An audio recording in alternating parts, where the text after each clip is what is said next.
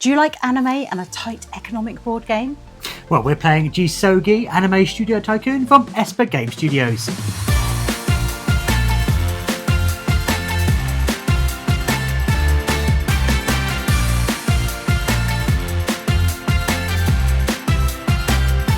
Welcome to What's Meeples. I'm Libby, this is Julian, and yes, today we are talking about Jisogi.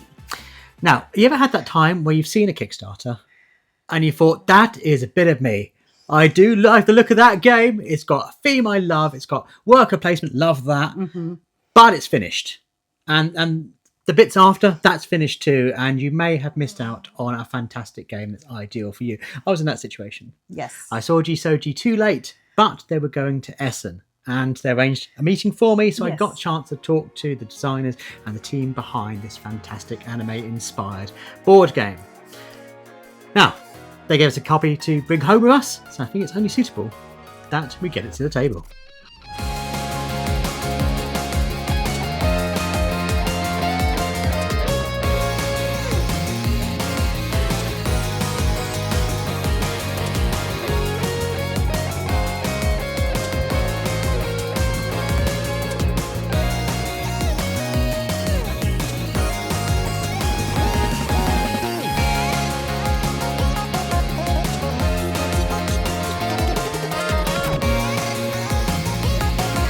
We cannot talk about this game without talking about the incredible artwork in it. I mean, it does look like something straight out of your favourite series on Crunchyroll. Mm-hmm. It just is incredible. And I think it really shows that they have anime artists doing the artwork in this game. In a world where we're fighting against AI artwork, it's fantastic to see a game that just embraces that, and it almost feels like you're in an anime yourself. Every card you draw has this amazing look on it, particularly the theme cards and what is popular at the time.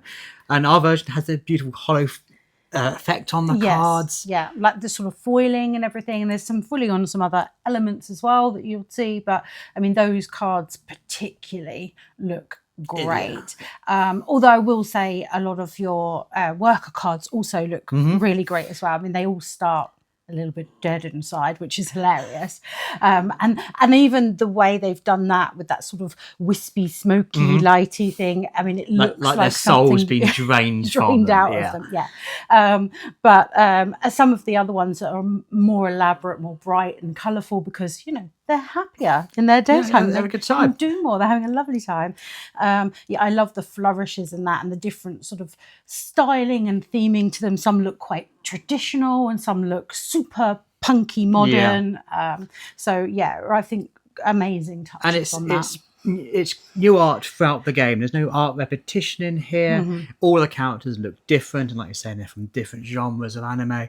It just feels, even the board itself you're placing on feels like this love letter to the anime studios. And if you ever watch any of kind of the making of style things, you'll instantly see familiar with the different types of jobs and the distribution of work to make the anime. And that makes sense because this game came from a place where the designer Rodrigo, his partner, actually works in creating anime, and the idea for the game came about, you know, when your partner comes home and they've not had the best day. The dinner chat. They're a bit ranty about it.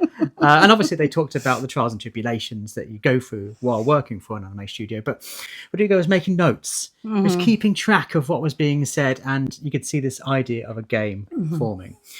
Now, obviously, this is a tycoon game, Anime Studio Tycoon. Yes. And while it might initially look like a kind of worker placement game, behind that is this very tight economic system. Money is the driving force throughout this game. Very much so. I mean, I think it's very evident that you're starting off not doing great. Yeah, it's a terrible studio you've started to work for, because the backstory's in there. They've kind of kicked off the management. They're like, this is terrible. Our studio's going under. Why don't you chip in? Why don't you fund the studio for us? Just help. And you really do feel like you're pulling yourself out of the gutter when you start in this game, for sure. You cannot play it, I don't think, without gaining debt. Throughout the game, you're getting such a limited amount of money. and there's so many ways you have to spend it throughout your play that it seems almost impossible that you wouldn't have to start getting that debt. Certainly in the first half of the game, because it takes quite a while to pull everything together and get yourself a bit of an engine where you're actually going to be making decent money-making movies. So for that first half, you're really needing to get everything together, and it costs a lot to do that. At best, you're just staying afloat. Yeah. You're just covering, making enough anime series or films to just pay your workforce. And obviously, as you get new workers, new artists, new writers, they demand more money. And you have to pay them at the end of every turn. And if you haven't made a successful new anime, you won't have enough to pay them. So you'll be getting that debt. And you do have to go into this game knowing that you are going to be battling against debt and trying to get yourself out of that hole. Eventually it does pay off. You do feel like you've recovered, and the latter half of the game, money feels less tight. You start to have to decide, is it beneficial for me to pay off that debt I've accumulated? But you always have to be mindful of every decision you're making. Is this cost, the physical, tangible yen cost of doing this, worth it for the payback you get from it? And that's the decision making you're doing throughout your kind of worker placement. So, of course, in the game, you're going to be placing out your discs from your employees. And you start the game with 4, so you might have up to 6 employees, depending on whether you've recruited. You're going to be placing them out onto the main board to do different actions. Of course, different ones of your workers are going to be able to do different things. They all specialise different things. You've got artists, you've got writers, producers, directors, etc. Your director's going to be able to do anything. So that's really handy to have that sort of flexibility in at least one of your sort of staff members, whereas the others are quite restrictive in terms of what they can do, but you're going to be wanting to do probably more than you can in a round, because you can upgrade them and get these extra skills to the ones that you have, or maybe even just hire someone new. But as you were saying, in terms of the tight economy, hiring someone new costs you money. They haven't actually managed to do any work for you yet that round. They don't work till the following round, yet you still have to pay them at the end of the round. Demanding, really. So you really got to balance out that sort of long-term gain of having that person on your employee over what they're going to bring you back. But whenever you do use someone who's happy and not dead inside, you're going to get all the extra bonuses. You really want those things. They're really helpful, even if it's just picking up like a type of scripts and stuff that you're trying to get the plot, the twist, and all of that kind of thing together. The setting, of course. Even doing that, sending someone who is happy, you're going to get more writing back from them. So you're going to be able to have to go to somewhere less in order to achieve what you want to match up with those trends and everything that you're doing there. There are some really interesting cards that your producers can go to and get, and they can feel at times a little bit sort of they're powerful. They're very, really very powerful. But you are tied to only using those when you perform a certain action. So it is a limitation on when you can use those. Yes. And it may not be an action you actually want to do, but if it's going to be beneficial to then play on that card, it's worthwhile. Because as you're saying, there's not a lot of actions you do throughout the game in terms of number of them. So you do have to make every single decision count. And that trend board, you have to kind of leap on. Because what is popular at the moment may not be popular by the time you want to actually make that anime. You've got your artists in place. You have to have a certain amount of these kind of easels to make a good film. You need to match up the genres of the trends to be able to maximize those points against the easels. But when you do that, if you don't do it quick enough, then that trend will no longer be popular. But if you do it too quickly, maybe you won't be doing the best artwork. You won't have that multiplier effect going on, and you'll just get a kind of smaller score. And you really don't want to be remaking a type of film that someone else has already made, because they're going to get the extra points for that, the extra for love, which can really tip you over to another category. So it is quite a deterrent to remake the same genre style that someone else has already been and done, which keeps an interesting crunch in the game as well, because you're always wanting to know what's coming up next, what's fresh. So talking about this, you're probably realizing this is quite a more complicated game than you would expect.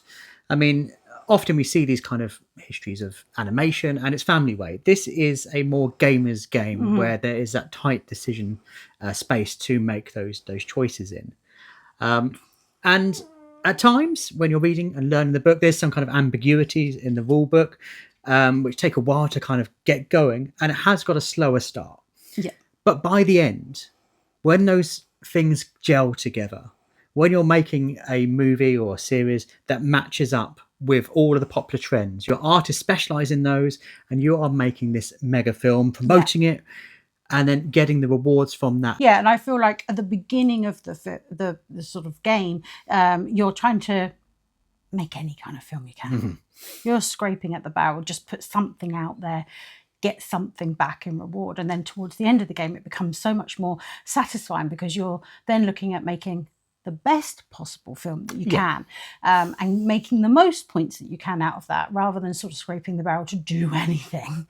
So it really does have this curve of achievement throughout the rounds. And there is only 4 rounds, so it's quite a quick curve to kind of come up, and quite a quick game to play. And it feels so satisfying and rewarding when that all clicks together, and it makes all the kind of struggles, the hardships of the earlier rounds really pay off, and it's incredibly satisfying to do that.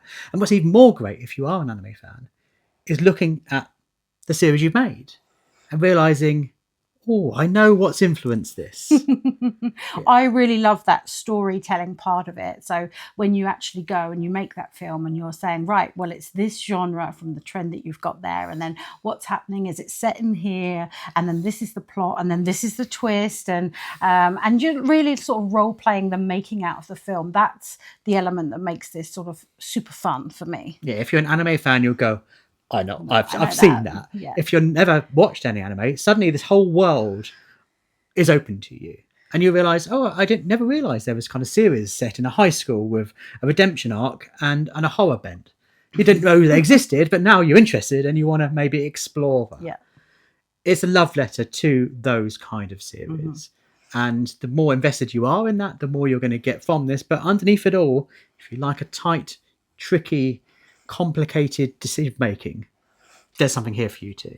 Yeah, it's been amazing to see how well they've put in a genre that we really enjoy and made that nice and crunchy. And the detailing in all of those components and everything with the foiling, as we spoke on the cards. So I think we're both really excited to see what they come up with next, what genre of game is going to be coming. That I'm sure is still going to be tight on that economy, but if it's another theme that we sort of resonate with, we do this one, production value, it'll be amazing. Straight in there. I can't wait to see what the future holds.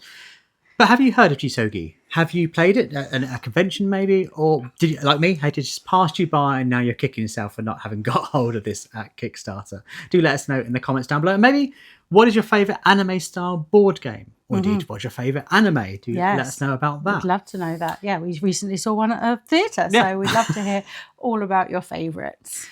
And if you're new to the channel, we post a video right here on YouTube at least twice a week, and we are always talking about all sorts of things board games. So if that's your kind of thing, do jump on board and subscribe.